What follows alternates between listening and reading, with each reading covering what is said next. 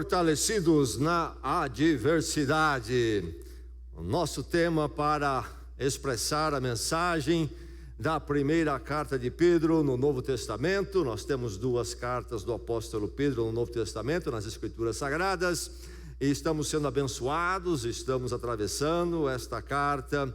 E hoje nós vamos focar no capítulo 2, do verso 4 ao verso 8. 1 Pedro 2, 4 a 8. 1 Pedro 2, 4 a 8. E antes nós vamos lembrar um verso que expressa bem a chave diante da mensagem toda desta carta. Fortalecidos na adversidade. Os recipientes estavam atravessando grande adversidade. E nós temos esse verso no capítulo 5, verso 7, que expressa bem o que Pedro quer comunicar a eles e a nós também. Vamos dizer juntos esse verso? Lancem sobre ele toda a sua ansiedade, porque ele tem cuidado de vocês. E agora o nosso texto para esta noite, no capítulo 2, 4 a 8. Mas para entendermos melhor, aprendermos melhor, vamos começar com o verso 1 do capítulo 2.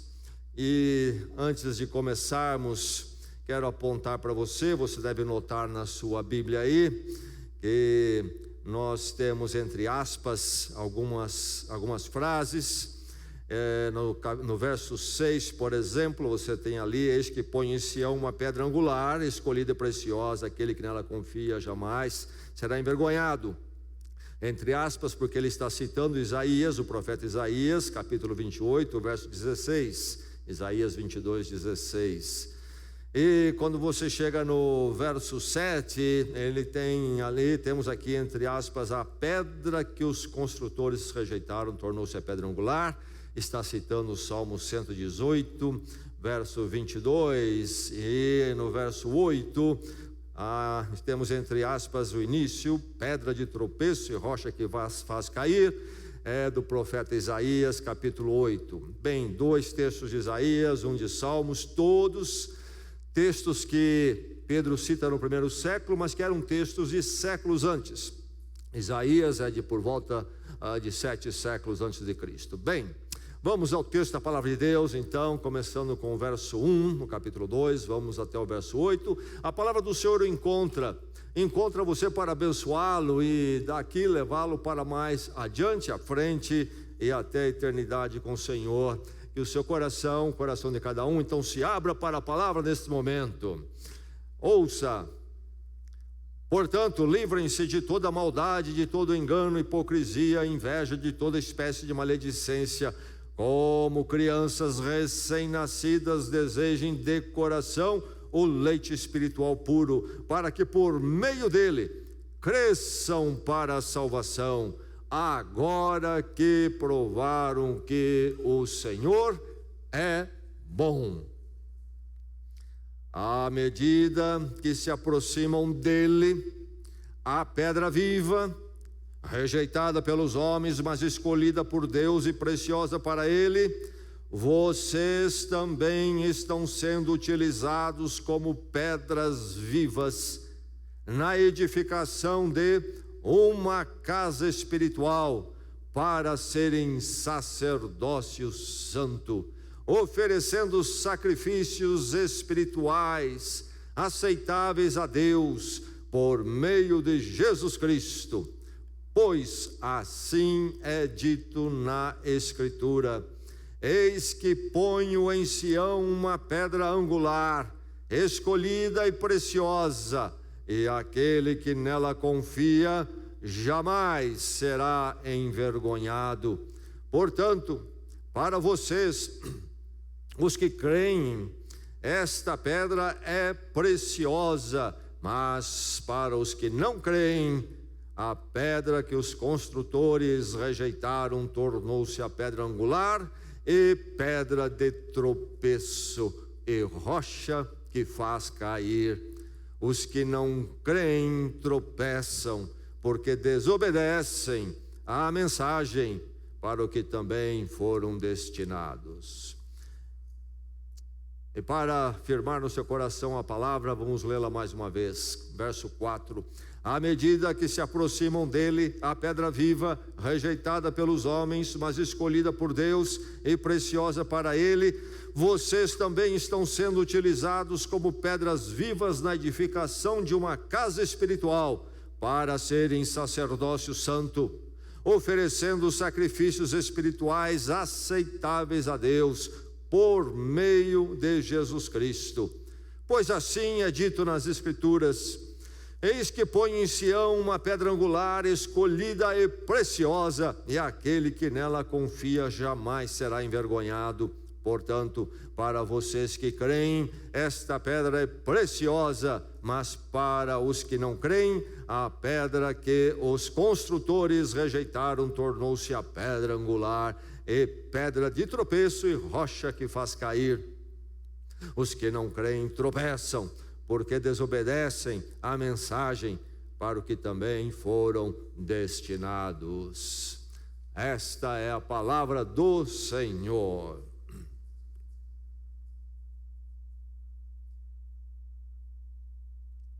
Agora fala.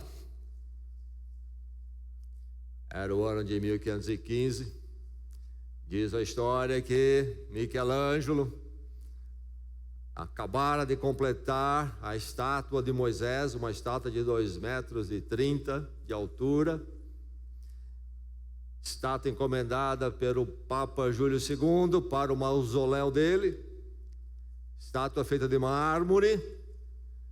E quando Michelangelo termina esse trabalho que levou anos, e vê a obra-prima que ele fez, ele, olhando para a estátua, criação sua, obra-prima, disse: agora fala. E alguns dizem que não foi isso, mas ele fez uma pergunta: por que não fala? E quando se visita essa estátua, que está lá na igreja de San Pietro, em Vincoli, na Itália, alguns guias apontam até uma pequena marca no joelho da estátua de Moisés, e dizem que quando Michelangelo bradou: por que não fala? Ele chegou a bater com o martelo, com tanta raiva, na estátua ali no joelho. Dizem que isto não é verdade, é uma lenda, mas aí está Michelangelo diante daquela obra-prima, e é tremendo quando se olha as obras dele, escultura, parece que é algo que está vivo, perfeição anatômica, os detalhes do corpo, e parece que vai falar. Mas, por mais perfeita que seja a representação, a verdade é que uma bela estátua esculpida num bloco de mármore continua sendo pedra, rocha. Não fala. Não fala porque é inorgânico, é inerte, não é um ser humano, não pode falar. Mas aqui, no texto que nós lemos, você ouviu, o apóstolo Pedro usa esse binômio, essas duas palavras juntas, pedras vivas, pedras vivas. E é um paradoxo, é uma contradição. Se é pedra, é morto no sentido que não é orgânico, é inerte. Se é vivo, não é pedra. E aí está Pedro dizendo, falando sobre pedras vivas. E ele então apresenta este ensino basilar, essa mensagem fundamental para quem? Para irmãos nossos lá do primeiro século, que estão debaixo de perseguição cultural, social, até legal, opressão por causa da sua fé. Nero põe fogo em Roma em 64 e culpa os cristãos.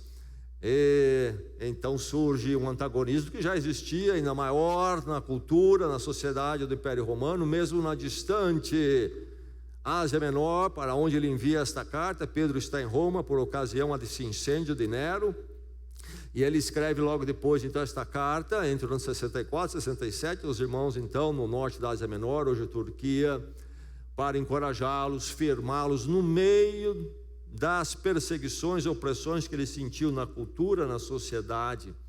E eu e você sentimos hoje, vamos sentir mais, uma cultura cada vez mais antagônica aos valores cristãos e à fé cristã. Lá estavam esses irmãos sofrendo por causa do conflito de valores. E uma sociedade, uma cultura que cultuava deuses, como a nossa. Nós sabemos que quando o ser humano deixa de cultuar Deus, ele não passa a cultuar nada, ele cria ídolos.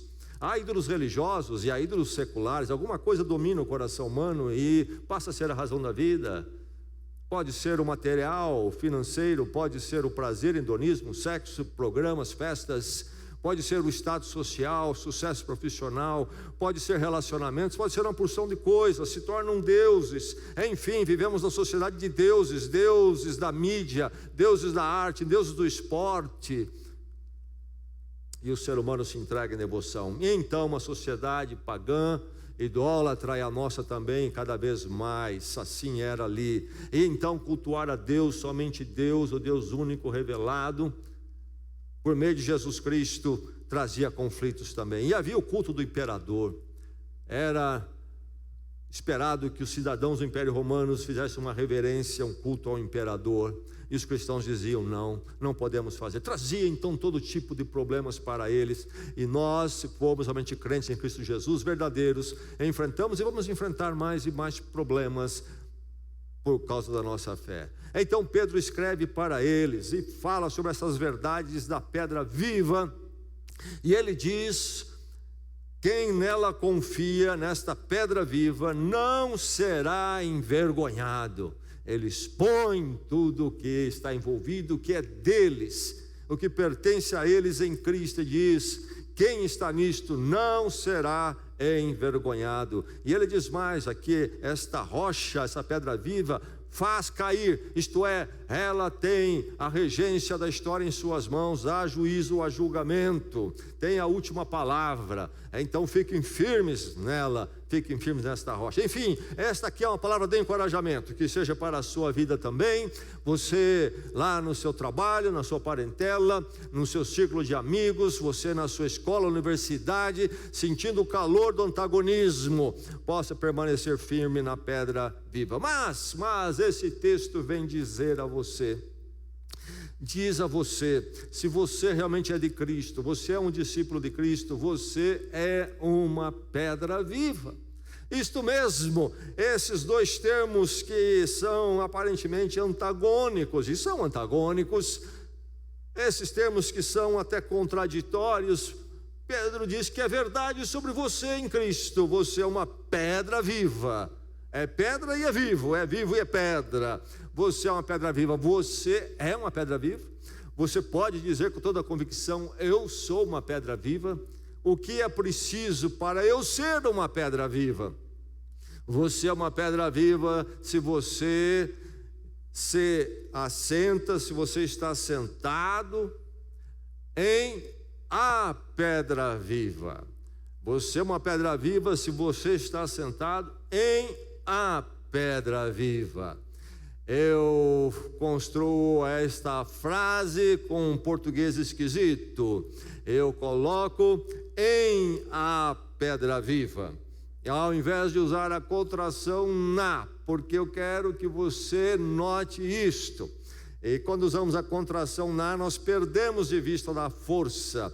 Na verdade, há um artigo definido, é a pedra, é aquela pedra que é única. Há uma pedra viva que não existe cópia igual, não se multiplica, só existe essa pedra viva. E então ele vai dizer que nós temos que estar assentados nesta pedra viva.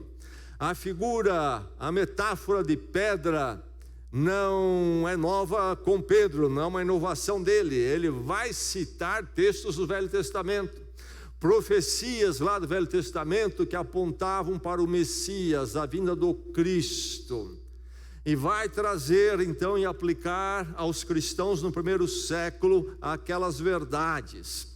E nós encontramos então esses textos aqui, por exemplo, que Pedro cita falando da pedra, E nós encontramos um que ele não cita, por exemplo, no profecia de Daniel, também no Velho Testamento, o grande profeta Daniel, que esteve no exílio da Babilônia e lá serviu e galgou grandes posições do governo babilônico, um servo de Deus, um profeta. E lá na Babilônia ele tem as visões que estão no livro, e é aquela visão que ele tem no capítulo 2, quando, na verdade, o rei teve e chamou para interpretar. E o rei sonhou com o quê? Sonhou com uma grande estátua. E aquela estátua tinha cabeça de ouro, peito de prata e assim por diante. E ali então configurava o quê? Os 4 reinos que sucederam, começando com babilônico, persa, grego, romano. E na visão do rei surge uma pedra. E essa pedra cresce. E ela vem com muita força. E ela bate naquela estátua e a estátua se estilhaça e se arrebenta. E Daniel então fala da grande pedra que haveria de vir. E diz lá no sonho do rei que essa pedra se tornou enorme, como uma enorme montanha. Então, todos os poderes humanos sendo esmigalhados por esta pedra que viria. Quando que Daniel fala isso? 6 séculos antes de Cristo. Então, a figura bíblica da pedra. E aqui Pedro vai trazer essa mensagem, essas metáforas, e vai nos falar do que no verso 7, a pedra principal. E literalmente, no original, é a pedra cabeça de canto. Então, cabeça no sentido de ser principal e canto em termos da posição dela. Então, é a chamada pedra angular. A pedra angular. E no verso 6, o palavreado que ele usa é pedra de canto ou pedra angular mesmo. Alguns interpretam isto como aquela pedra-chave do chamado arco romano. Há essa técnica que diz que os romanos inventaram, mas na verdade existia muito antes deles. Esta técnica de se fazer um arco e o arco se sustentar na alvenaria por si mesmo. Então você tem uma série de tijolos ou pedras colocadas e você os sustenta e depois você os fecha com uma última que não cria possibilidade do arco se fechar e cair, e ele fica em pé sozinho. Isso é muito usado em construção, edificação, uma técnica antiga. Então esta última pedra é angular. Se alguém remover aquela pedra, tudo cai por terra. Não pode mexer nela. Alguns pensam que é essa, mas na verdade a linguagem de Pedro é de um outro item da construção antiga. Havia na construção antiga uma pedra-chave, especialmente na construção grande. Você pode ver isso nos edifícios antigos, se você visitar as escavações na região da Turquia, de Israel, em diversas partes, na Grécia. Mas se você for ao templo de Jerusalém, as ruínas do templo de Jerusalém, você vai ver no alicerce ali, que usaram, por exemplo ali, pedras enormes. Estamos falando de 30 metros de comprimento, 5 de largura, coisa tremenda. E é intrigante, como é que eles trouxeram aquelas pedras, que nem estão na região ali, veio de longe. Isso é o maquinário que temos hoje. Bem, mas havia a pedra angular. O que era a pedra angular? A pedra angular era a primeira e uma grande pedra, que era colocada no canto-chave, na quina-chave do prédio. E aquela pedra seria referência para o quê? Para o nível. Todas as outras pedras seriam orientadas em termos de nível por aquela. E também o plumo. O plumo. E sabemos que essas duas coisas são fundamentais para um prédio parar em pé. E esta pedra então era guia de tudo isto. E Pedro está falando desta pedra sim, porque ele vai falar de pedra de tropeço. Pedra de tropeço. E quando ele cita Isaías aqui, ele pula uma frase, mas quando se vai ao original, Isaías, ali também uma frase que fala da pedra, e entre outras coisas ela é pedra de alicerce. Então é a pedra angular realmente, aquela que é a base, é a fundação de tudo. É sobre essa pedra, e essa pedra então angular estabelecia o plumo, o nível, e também o esquadrinhar do prédio. Sabemos que um prédio onde se erra a questão do ângulo, de esquadrinhar, há muitos problemas depois na construção. Mas enfim, ele traz a figura da pedra angular. E ele vai falar desta pedra angular viva, esta pedra única. Ele diz o que no verso 4? Ela é escolhida, é um plano de Deus, é algo específico que Deus faz. E ele diz mais no verso 4, não só é escolhida, mas é preciosa para Deus. Preciosa para Deus. Então, o mover desta pedra viva na história, que é a pessoa de Jesus Cristo, é um plano escolhido por Deus, dirigido por Ele com cuidado, e é precioso. Então, a obra de Deus em Cristo, e que chega na minha vida, na sua vida e a vida da igreja, é algo escolhido e precioso aos olhos de Deus. Não é qualquer coisinha aos olhos de Deus, não é mais uma coisinha que Ele fez, é escolhido, é precioso. Mas no verso 7 ele vai dizer que para nós que cremos, ela também é preciosa. Para vocês que creem, ela é preciosa, diz ele no verso 7. Para nós que chegamos então a conhecer essa pedra em nossas vidas, essa pedra viva, a pedra viva, nós então entendemos como ela é preciosa. Enfim, você é uma pedra viva, você já entendeu esta pedra única viva, ela é preciosa na sua vida. Agora, essa pedra preciosa aos olhos de Deus, essa pedra viva, exclusiva, única, Jesus Cristo, como que essa pedra é viva? Como pode Pedro usar essa metáfora, usando pedra, e dizer que é vivo? Porque ele está falando de Jesus Cristo ressurreto. Jesus Cristo ressurreto. Ele é como uma rocha que esmigalha, é maior do que a história e os reinos. Ele é a base de tudo, sim, como uma pedra angular, mas uma pedra angular viva. Ele é essa pedra de forma viva e eterna. Se ele passa pela cruz, ele também rompe com a sepultura e vive eternamente. Então é ressurreto. E essa pedra então é algo fundamental para mim e você nos tornarmos também pedras vivas.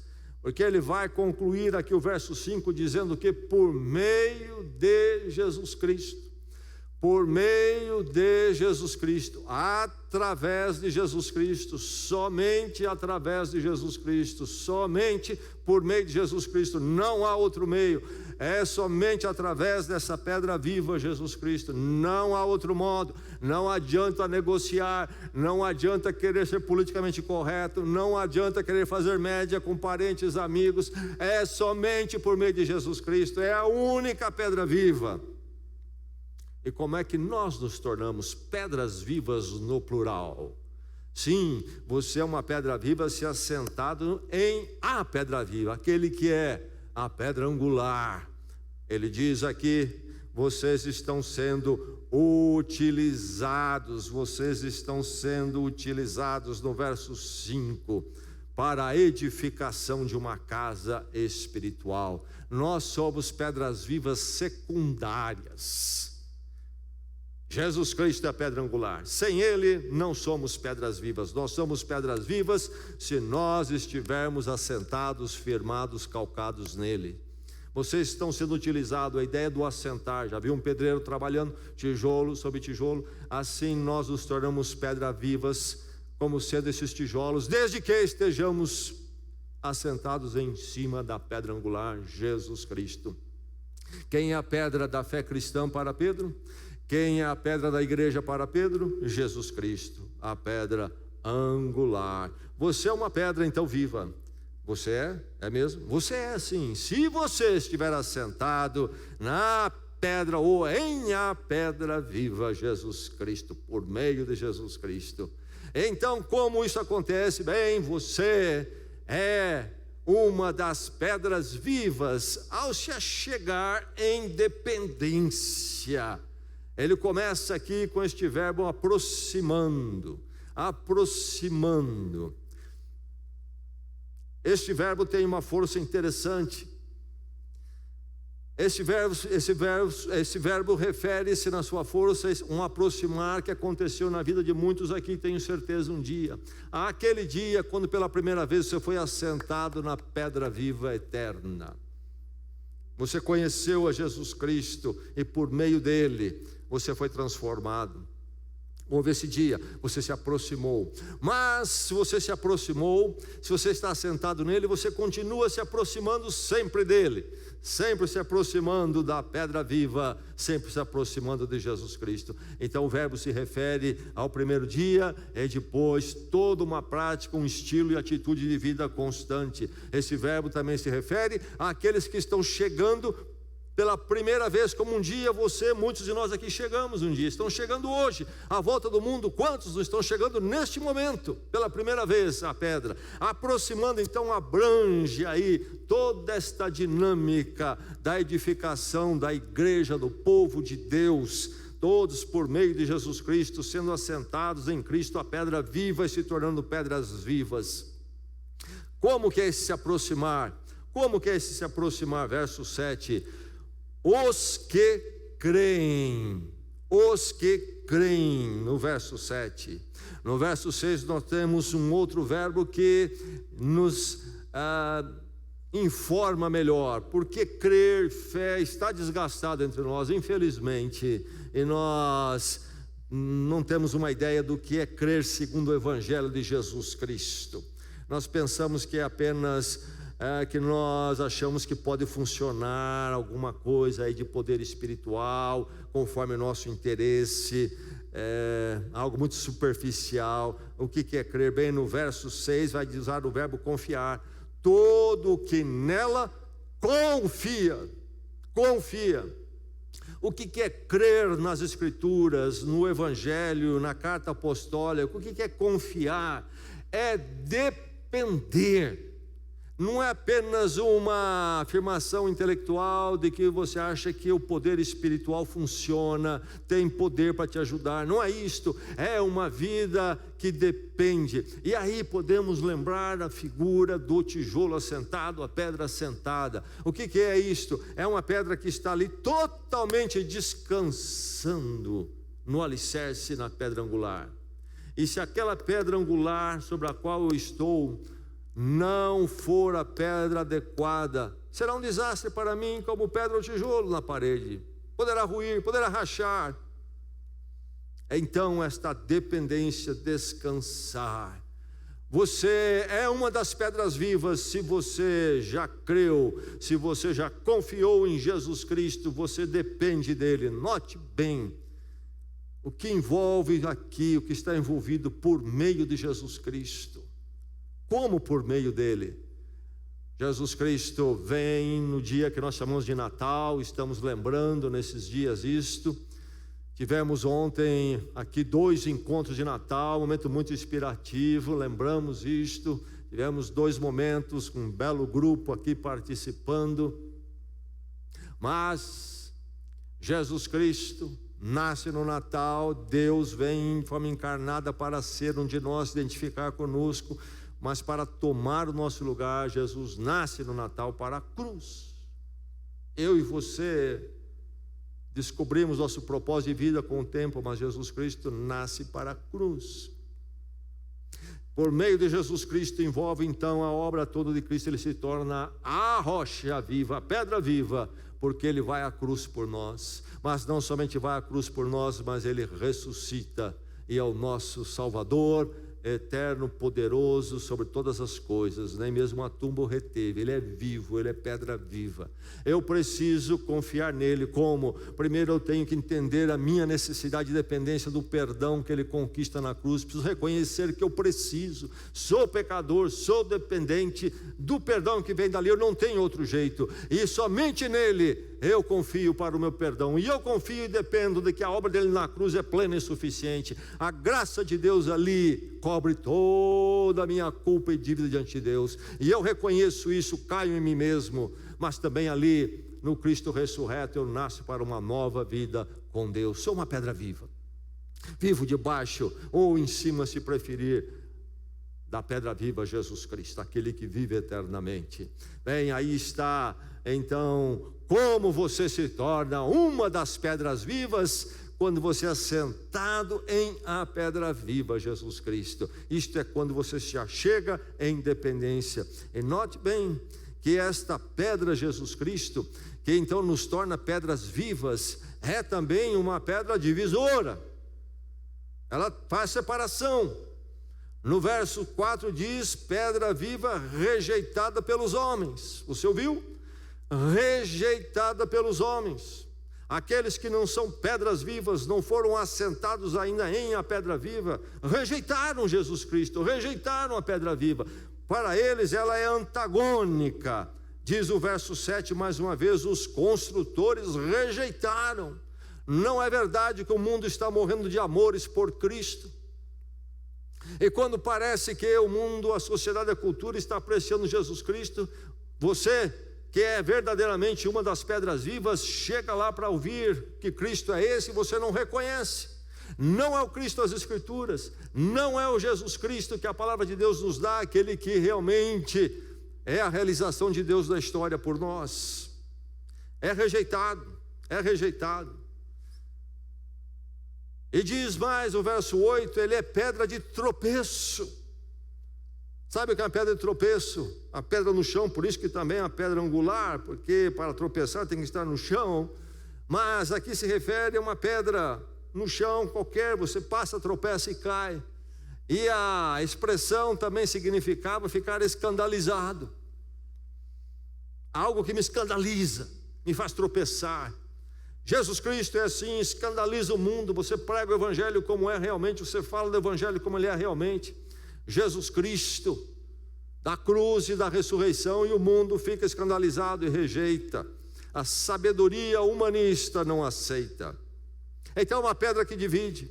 E que nesta noite, pela graça de Deus, nesta divisão, você seja achado não entre os que rejeitam, mas entre aqueles que creram, confiaram, depende, e você seja uma das pedras vivas também. Amém?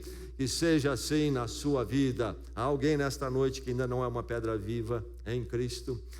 Você é uma das pedras vivas, se você estiver assentado em a pedra viva. Ao se chegar em dependência, e aí então, se chegando em dependência, você é integrado ao edifício espiritual. Você é uma das pedras vivas integrando-se ao edifício espiritual. Como que o edifício espiritual é constituído, construído? Bem, aqui diz Pedro: vocês estão sendo utilizados como pedras vivas. Vocês estão sendo utilizados como pedras vivas para o quê? Para a edificação de uma casa espiritual. Você ouviu? Uma casa espiritual. Deus tem um projeto em Cristo como pedra angular, a pedra viva angular, para edificar um edifício. É uma metáfora usada aqui. E nós somos as pedras vivas. Mas veja que é uma casa somente. Deus não está edificando 10, mas uma somente, em Cristo, a pedra viva. Mas na verdade que também os outros, tudo aí é verdade. Não, é só uma casa espiritual. E aí temos que entender a nossa unidade em Cristo, o que é ser utilizado. Lá está o pedreiro edificando uma parede. Como é que ele utiliza os tijolos? Ele toma e põe na parede. A partir daquele momento, aquele tijolo é parte integrante da parede. É você parte integrante desse edifício que Deus está construindo, chamado igreja? Ou não? Ou não? Deus tem esse projeto. Como é que eu sou utilizado no edifício da igreja?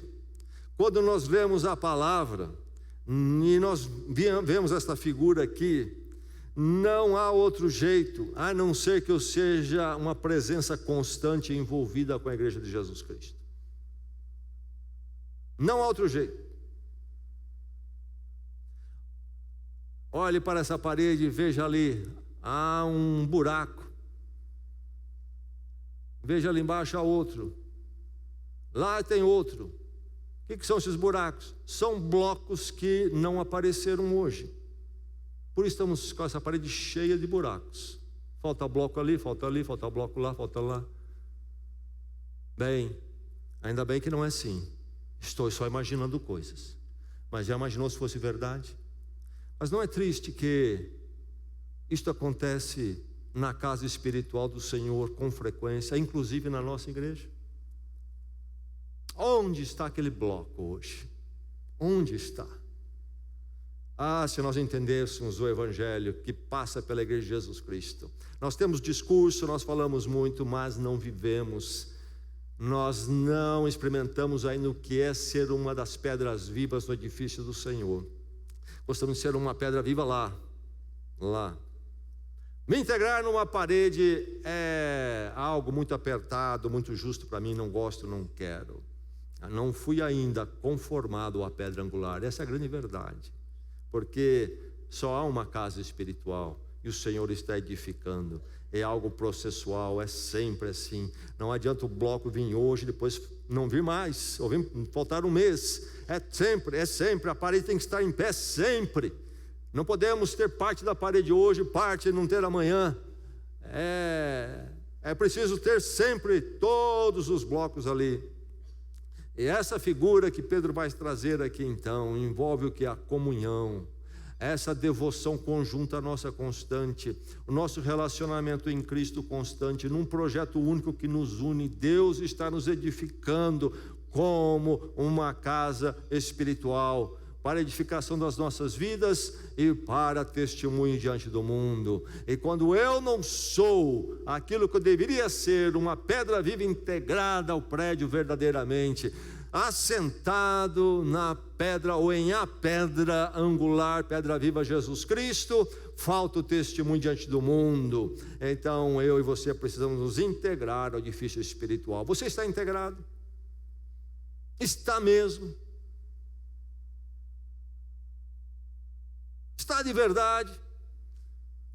Você é uma das pedras vivas quando você então é alguém que se achega à independência ao ponto de ser integrado ao edifício espiritual, esse projeto de Deus que é muito precioso para Ele, uma casa espiritual. Mas aí nós estamos aí como pedras vivas e não pedras inertes. Nós estamos aí na casa espiritual para o que? Como pedras vivas, oferecer o nosso servir. Você é uma das pedras vivas quando você então oferece o seu servir, para oferecer o seu servir. Pedro está pensando em duas figuras aqui do Velho Testamento. Nesta carta dele, ele vai muitas vezes trazer figuras do Velho Testamento. Nós temos no Velho Testamento o quê? O templo em Jerusalém. A presença do Senhor se manifestava na aliança com Israel de uma forma especial no templo em Jerusalém. Aquele era um edifício único. Em Israel não haviam diversos templos. Havia as casas de oração, depois chamadas de sinagogas, mas isso não era templo, o templo era único. Ali se manifestava a presença de Deus e ali estava representada a aliança de Deus com o povo de Israel. Então, liturgicamente, na aliança do Velho Testamento, o edifício em si era fundamental. Mas o Novo Testamento nos ensina, especialmente no livro de Hebreus, que todo aquele templo e as suas liturgias eram figuras que se cumpririam em Jesus Cristo. E Jesus Cristo vai falar disto mesmo, do templo do corpo dele. A partir de Jesus Cristo não há mais templo em Jerusalém, e nem parte nenhuma do mundo. Os nossos prédios de igreja não são templos, no sentido que Deus habita aqui mais do que Ele habita lá fora em algum lugar. Infelizmente alguns pensam assim, não é. O edifício agora do Senhor, no Novo Testamento, a partir de Jesus Cristo, não é feito de pedras. A habitação do Senhor é o seu povo. Nós somos a casa espiritual. Nós somos o templo. O que havia em Jerusalém, agora somos eu e você como igreja. Diz o apóstolo Paulo na sua primeira carta aos Coríntios, capítulo 6, vocês são o templo do Espírito Santo.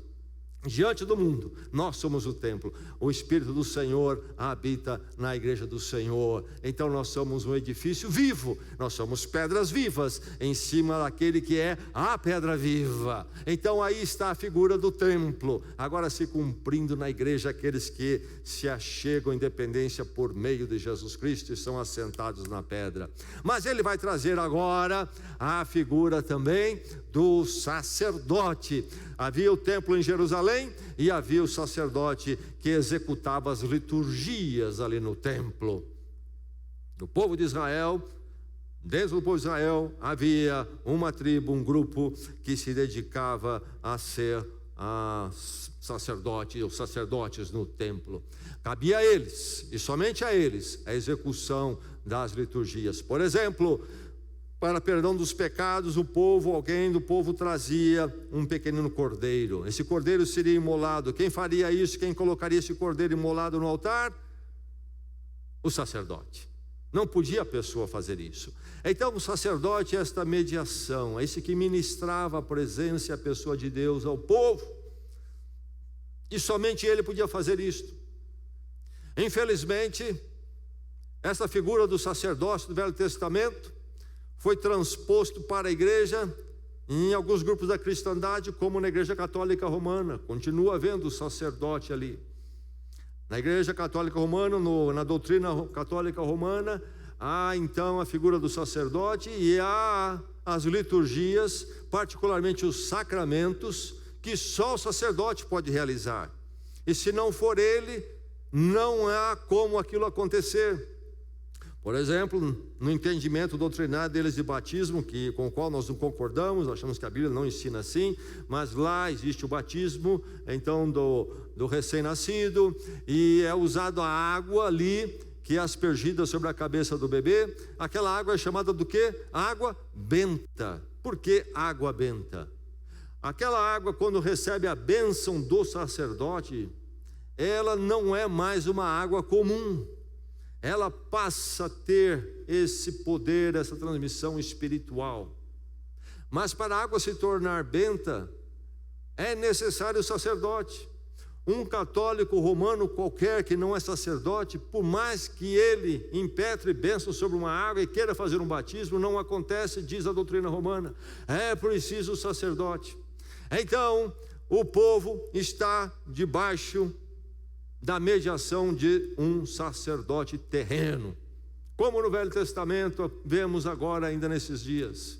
Mas o ensino das Escrituras, o ensino da palavra de Deus, o ensino apostólico, como de Pedro aqui, temos em outros lugares. Esse ensino é mais claro. Qual é? Vocês são, diz ele no verso 5, sacerdócio santo. Quem que é sacerdócio santo aqui? Quem é sacerdote santo aqui? Eu sei, é o pastor da igreja. Não! Na igreja de Jesus Cristo existe pastor, isso está na Bíblia. Mas pastor não é o sacerdote. Ele não veio substituir os sacerdotes do Velho Testamento. Aquilo passou. Nós temos agora o grande sumo sacerdote Jesus Cristo, mediador, e todos nós somos sacerdotes. O pastor é o mestre da palavra segundo as Escrituras. Ele prega a palavra e ele dirige o ensino da palavra da igreja, toda a ministração que acontece. E ele tem uma função de liderança, conforme a igreja reconhece e afirma isto. Não é um sacerdote. O pastor não tem nenhum poder ou mediação extra para qualquer comunicação com Deus que qualquer crente não tenha. Todos nós somos igualmente sacerdotes. Todos nós igualmente oferecemos então o que ele chama de sacrifícios espirituais aceitáveis a Deus no verso 5. Verso 5, sacrifícios espirituais aceitáveis a Deus. E ele está lembrando dos sacerdotes do Velho Testamento. Lá está o sacerdote oferecendo um cordeiro no altar. Nós não oferecemos mais cordeiros no altar. Nós oferecemos o quê? Sacrifícios espirituais. Sacrifícios espirituais e que sejam aceitáveis a Deus. O apóstolo Paulo vai falar em Romanos 12, já citei na semana passada esse texto. No verso 1 e 2 ele vai ter ali o culto racional, apresentando os nossos corpos, diz ele lá, apresente os nossos corpos em sacrifício vivo, sacrifício vivo. Também aí parece termos antagônicos, porque no conceito da fé judaica do Velho Testamento, o sacrifício é morte, o cordeiro perecia. Mas ele fala agora de sacrifício vivo. Nós já morremos com Cristo quando Ele morreu a nossa morte, se é que Ele é o nosso Salvador, estamos vivendo por meio de Jesus Cristo. E agora estamos vivos para Deus. O sacrifício que apresentamos é em vida, é em vida. O que é isto? Eu e você então ministramos a Deus o nosso culto, a nossa adoração, a devoção conjunta, a devoção individual e particular na minha vida, sacrifícios espirituais, agradáveis a Deus. Mas também nós ministramos a Deus quando nós vivemos lá em casa, lá no trabalho, lá na família. Nós vivemos a vida com Deus como pedras vivas ali, testemunhos. Nós cultuamos a Deus em tudo isto. O sacerdote então ministrava diante de Deus, e nós também fazemos isto. Mas quando nós fazemos isto, como o sacerdote também fazia, nós estamos ministrando Deus ao mundo. Nós temos o testemunho nos atos, nós temos testemunho na palavra. Quando nós falamos desta grande pedra viva, e nós testemunhamos de como nós somos uma das pedras vivas agora, transformadas, vivendo essa casa espiritual, na nossa educação de filhos, na nossa vida matrimonial, na nossa vida familiar, na nossa vida profissional, nos nossos relacionamentos, amizades, em nosso trabalho, em nosso entretenimento. Nós representamos Deus em tudo que nós fazemos sacrifícios espirituais aceitáveis a Ele. Nós então somos pedras vivas. Você é pedra viva, uma delas. Se você está integrado ao edifício espiritual para oferecer o seu servir, nunca se esqueça que a vida cristã, a vida no Evangelho de Jesus Cristo, não é um tédio, não é não faz nada. Alguns pensam, e nós até somos culpados de comunicar isso ao mundo. Fé cristã é o negativismo, é o negar, é o não. Não é isto. Esse é um entendimento totalmente errado. Jovens, lembre-se disso, a vida com Cristo é algo cheio, é algo vibrante, é o fazer, não é o não, mas o sim. É verdade que nós dizemos não a tudo que é contrário, não é aceitável, agradável a Deus, mas no lugar disso entra algo muito melhor, que é o quê? Aquilo que é aceitável e agradável a Deus e que vai nos abençoar, e nós nunca vamos nos arrepender disto eternamente. Diferente do mundo. A vida cristã não é uma vida de tédio, mas uma vida cheia e maravilhosa, servindo a Deus com tudo o que eu sou e eu tenho, oferecendo os meus sacrifícios espirituais aceitáveis diante de Deus. Cada coisa que sai da minha vida porque não é aceitável diante de Deus, algo que é aceitável diante de Deus entra. O que eu deixo de fazer é preenchido com algo que eu vou fazer que é muito melhor. Enfim, nada como ser uma pedra viva. Você é uma das pedras vivas. É você realmente nesta noite? Você pode dizer com toda a convicção: eu sou uma das pedras vivas? Ou talvez alguém diga: eu sou, mas eu entendi que eu tenho falhado, eu preciso que essa palavra mude muito em mim. Será que vai acontecer isso na sua vida hoje?